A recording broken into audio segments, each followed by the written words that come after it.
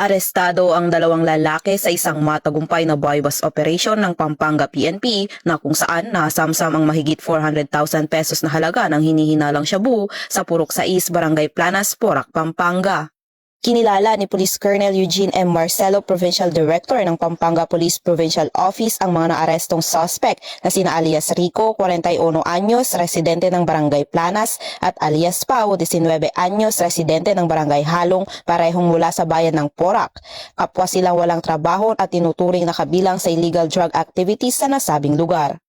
Nasamsam mula sa mga suspect ang 7 piraso ng heat-sealed transparent plastic sachets na naglalaman ng hinihinalang shabu na tumitimbang ng humigit kumulang 60 grams at may standard drug price na aabot sa 408,000 pesos. Na-recover din ang 1,000 peso na mark money at ang 8,000 pesos na budol money, 500 pesos na cash, isang yellow sling bag at isang Yamaha NMAX. Dinala na sa Porac MPS ang mga naarestong individual para sa tamang disposisyon. Kasalukuyang inihahanda ng pulisya ang kasong isasampa laban sa mga suspect sa ilalim ng Republic Act 9165 o ang Comprehensive Dangerous Drugs Act of 2002.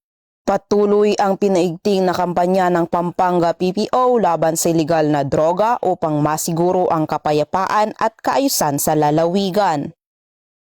Mula dito sa Gitnang Luzon, ako ang inyong PNN Correspondent Patrolwoman Jilly Advincula Peña, alagad ng batas, tagataguyod ng Balitang Pulis.